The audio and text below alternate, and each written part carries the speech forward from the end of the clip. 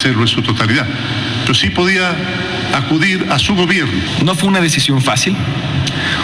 No faltó quienes nos recomendaban no construir el metro.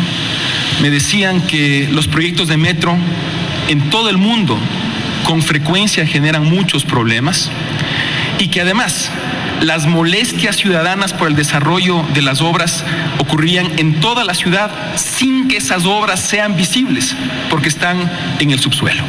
Fueron 4 los organismos multilaterales que participaron del financiamiento del Metro de Quito y el gobierno nacional en el periodo anterior comprometió 750 millones de dólares y en esta gestión ha dado garantías por 623 millones. Este metro, recordaron las autoridades nacionales y también locales, será utilizado por alrededor de 400.000 quiteños diariamente. Esto sería 1.500 quiteños cada 5 minutos. Algo que también resaltó el presidente de la República, Lenín Moreno, es que mientras él sea presidente de la República, también estará dispuesto a ayudar a todas las alcaldías para desarrollar actos y obras como este. Lo reiteramos, hoy fue el primer circuito del Metro de Quito de prueba en el que participó el primer mandatario y nosotros le contaremos todos los detalles en nuestras próximas emisiones. Siguen ustedes con más en Estudios. Una buena tarde. Igual para ti, María Gracia, una muy buena tarde. En la Asamblea Nacional esperan debatir la próxima semana una resolución sobre el presidente de la República, Lenín Moreno, y la supuesta vinculación de sus familiares con empresas offshore. Se produce después de que no dieran paso a la creación de una comisión para que investigue el tema. Una vez que se dé paso al debate en el Pleno Legislativo, allí mismo podrán decidir si llaman o no a comparecer al primer mandatario. Que haya un debate en donde todos los sectores puedan dar a conocer sus puntos de vista en torno a este escándalo que hay que enfrentarlo. Se dice que sería la próxima semana, porque esta semana, de acuerdo a las convocatorias, no habrá nueva sesión. Una resolución permitiría que se pueda hacer algo más amplio, incluso si creemos que acá en la Asamblea se descubren cosas irregulares y hay consenso, se pueda incluso llegar, como dice la Constitución, a los causales a un juicio político. El canciller José Valencia reiteró que el país comenzó los procedimientos formales para su retiro de UNASUR y espera la devolución de la sede del edificio, que le costó al Ecuador 43 millones de dólares. Tras la salida del Ecuador de la UNASUR, el canciller José Valencia reiteró el apoyo del gobierno en desarrollar la propuesta de Prosur, una nueva alianza de integración suramericana. Debemos buscar nuevos horizontes para esa integración si la opción de UNASUR, por las dinámicas internas y la crisis en la que desembocó esa organización, finalmente no puede ir más adelante. Considerar qué viene a futuro, cómo podemos trabajar para producir una integración que esté lejos de banderías políticas. Respecto a la negativa de la Comisión Interamericana de Derechos Humanos de otorgarle a Julian Assange las medidas cautelares que él solicitó para salvaguardar su asilo en la Embajada de Ecuador en Londres, el canciller José Valencia se mostró complacido. El hecho de que se reconozca de parte de la Comisión Interamericana de Derechos Humanos, algo que ya los jueces ecuatorianos también establecieron, y es que la acción del Estado ecuatoriano en esta materia es una acción apegada al derecho internacional. En otro tema, la Unión Europea y la Cancillería del Ecuador firmaron 2 convenios de financiamiento. Uno para la reconstrucción de Manabí tras el terremoto del 2016 y otro para impulsar el desarrollo y la seguridad en la frontera norte. El Estado ecuatoriano y el gobierno del presidente Moreno no pierden de vista de que esa es una zona donde hay alto grado de vulnerabilidad social. Con esto, la Unión Europea otorgará 51 millones de dólares al Estado. Es una ayuda que se circunscribe en un contexto de relación profunda de hace muchos años y que trabaja además, en la medida de lo posible, políticas de Estado del Ecuador. Y además donante en lo que llamamos subvención no reembolsable. Se espera que este acuerdo se implemente en los próximos meses. Natalie de Nóbrega, 24 horas. Revisamos ahora otros temas.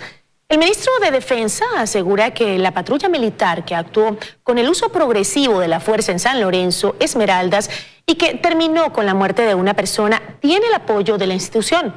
Freddy Paredes nos informa.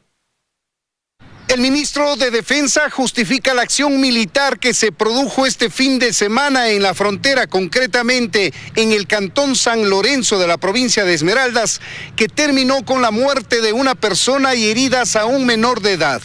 Indudablemente que se vive un ambiente de tensión también en la frontera. Pero esta tensión es el producto del irrespeto a la autoridad, del incumplimiento de las normas y las medidas de seguridad que se establecen particularmente en la frontera norte. Se trata de un incidente fronterizo mediante el cual un ciudadano a bordo de una camioneta intentaba pasar la frontera hacia el lado colombiano con cemento y combustible y que a la orden de pare no respondió. Pero no solamente que se irrespeta a la autoridad militar, sino que además se los embiste a personal de la patrulla y en legítimo uso de la fuerza, en autodefensa, abre fuego y dispara sobre el vehículo. Sin embargo, los familiares de la víctima mortal sostienen que se puso nervioso el conductor y marcó reversa al vehículo para tratar de evadir el control militar.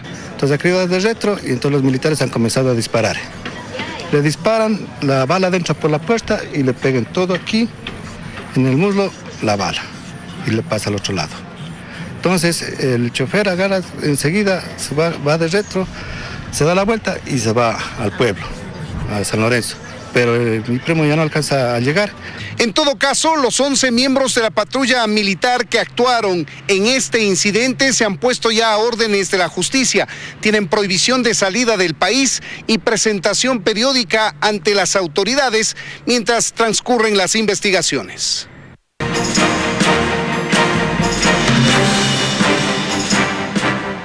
La alcaldesa de Durán, Alexandra Arce, y su similar de Milagro, Denise Robles, han autorizado la remisión y anulación de deudas por concepto de agua potable. Estos beneficios se otorgan mientras buscan reelegirse en sus cargos en las elecciones de este próximo domingo.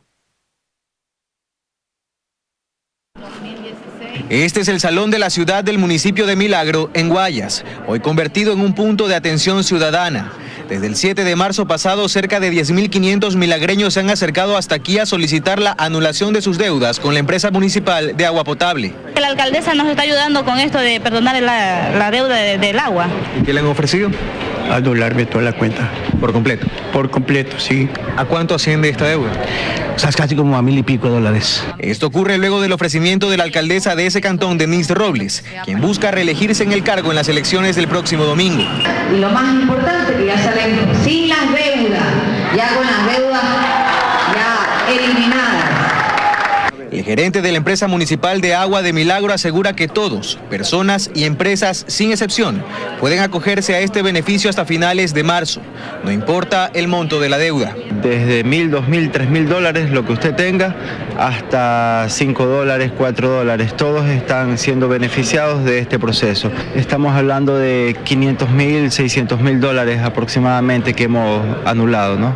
Dice que se trata de ayudar a la gente, pues en la empresa municipal de agua existe una cartera vencida de cerca de $4 millones, que nada tiene que ver, asegura, con la campaña de Robles, quien por temas de agenda nos atenderá este martes. Es algo que quiso hacer la economista Denise Robles, alcaldesa del GAT municipal,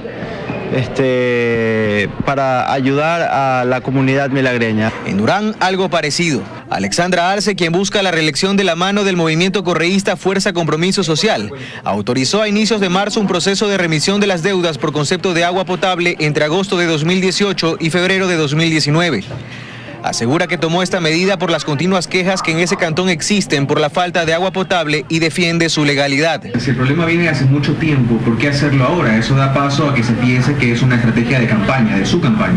Bueno, nosotros no le hemos iniciado ahora el proceso de solución del agua potable, de la dotación de agua potable. ¿De la condonación, sí? De la condonación, sí, obviamente, porque nosotros tuvimos un problema grave en el mes de agosto, jurídicamente totalmente sustentado en base a la ley del consumidor, donde cuando hay haya ocurrido un caso fortuito donde haya afectado al ciudadano, nosotros podemos ir con este artículo, podemos condonar la deuda.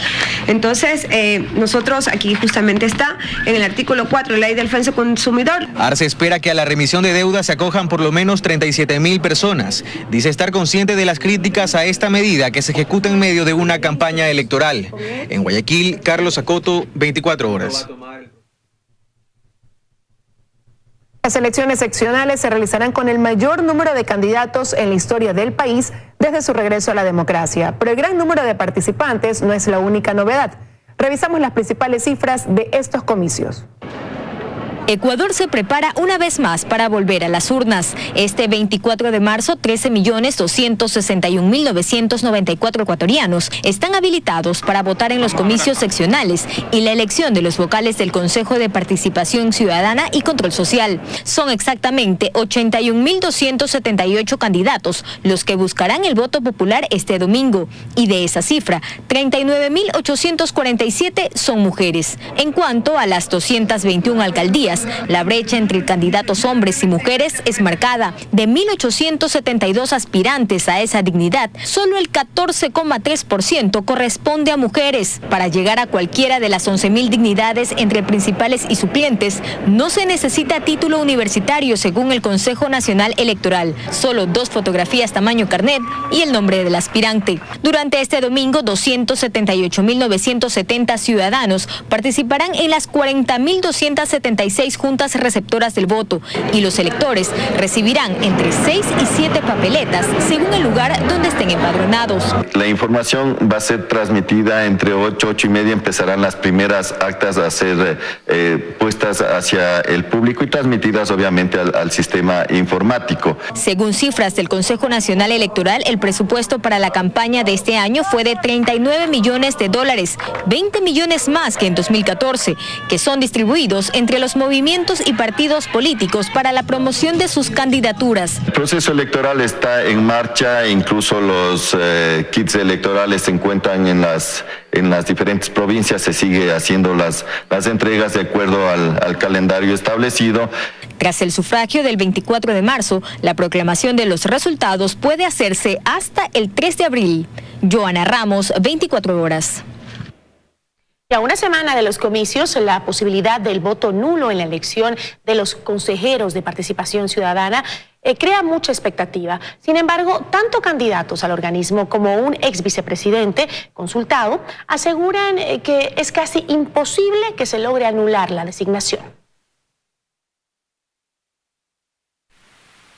Con una batalla ganada, la decisión de la Corte Constitucional de continuar con las elecciones, los candidatos al Consejo de Participación Ciudadana aún tienen otro reto pendiente: ganarle al voto nulo. Hay una elevada posibilidad que el señor nulo y la señora nulo ganen las elecciones, pero no anulan las elecciones. Entonces necesitaríamos que 5 millones de papeletas estén anuladas, lo cual es elevadísimo. Pero ¿por qué se promovió este voto? Un rechazo. Hay una evidente delegitimación social que facilita cualquier reforma que quiera hacerse en el sistema.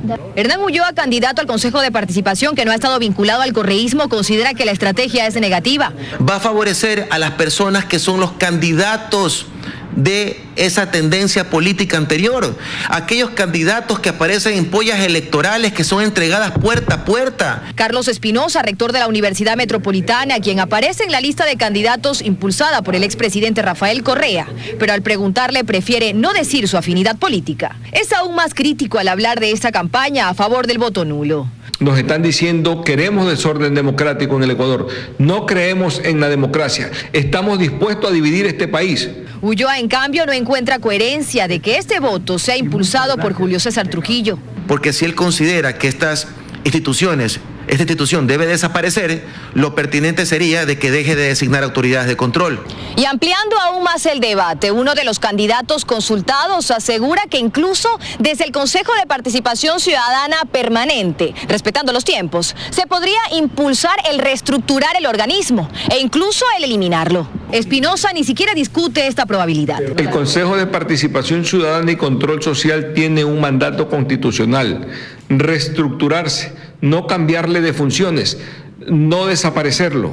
El tiempo se cierra para los futuros consejeros que asumirán funciones de un organismo que aún cuenta con todos sus poderes, que la Asamblea, bajo una propuesta de reforma, busca restringir. Dayana Monroy, 24 horas. Faltando una semana para que se desarrollen las elecciones, la consulta popular sobre la actividad minera en Girón Azuay sigue en debate. A pesar de que el Consejo Nacional Electoral insiste en llevar adelante el proceso, gremios empresariales solicitan a la Corte Constitucional que se pronuncie y suspenda la consulta. A 6 días de que los ecuatorianos regresen a las urnas para elegir a sus representantes, los habitantes del cantón Azuayo Girón desconocen si se les preguntará o no sobre la actividad minera en esta región a través de una consulta popular. Esto como un proceso adicional a la elección de autoridades seccionales. A pesar de que el Consejo Nacional Electoral insiste en llevar adelante el proceso, para el gremio de empresarios, la Corte Constitucional deberá pronunciarse con anterioridad. No estamos de acuerdo que 15,000 ciudadanos decidan el futuro del Ecuador. Estamos topando un tema que es el tema de la seguridad jurídica, el que se hayan seguido procesos irregulares para determinar que una consulta popular pueda realizarse. El problema se enmarca en la decisión de un juez de la Unidad Judicial de Quito, que resolvió suspender la consulta popular sobre la actividad minera en los páramos y fuentes de agua del sistema hidrológico Quimsacocha en respuesta a una medida cautelar. El CNE, sin embargo, ha decidido hacer caso omiso a esta resolución judicial. El Consejo Nacional Electoral envió una carta al Tribunal Contencioso Electoral informando de esta situación. Cuando nosotros estamos en un proceso electoral y ya se ha convocado, ninguna autoridad extraña podrá intervenir directa o indirectamente. La Constitución prevalece sobre la decisión de una autoridad administrativa o de una autoridad electoral. Para los empresarios, aceptar que se lleve esta consulta popular en un cantón pone en riesgo la actividad minera en todo el país, pues el proyecto Loma Larga de la empresa canadiense INV Metals constituye un proyecto estratégico con una inversión de más de $50 millones. Hasta el 2021 alrededor de 5.300 millones de dólares que pueden llegar al país. Para los empresarios, el CNE debe rever su decisión. De no ser así, adelantan que acudirán a las instancias correspondientes para garantizar la seguridad jurídica en el país. En Quito, Daniela Valencia, 24 horas. Seguimos con la información en 24 horas. Un voraz incendio dejó 2 víctimas mortales y 3 heridos en la ciudadela Tierra Santa del cantón Montecristi, en Manabí. Un bebé de solo 1 año y su madre murieron calcinados en la vivienda de construcción mixta, de la cual solo quedaron escombros y cenizas. Los 3 heridos con quemaduras leves fueron trasladados al Hospital Rafael Rodríguez Zambrano de la ciudad de Manta. Personal de la DINASET llegó hasta el sitio para efectuar las diligencias del caso.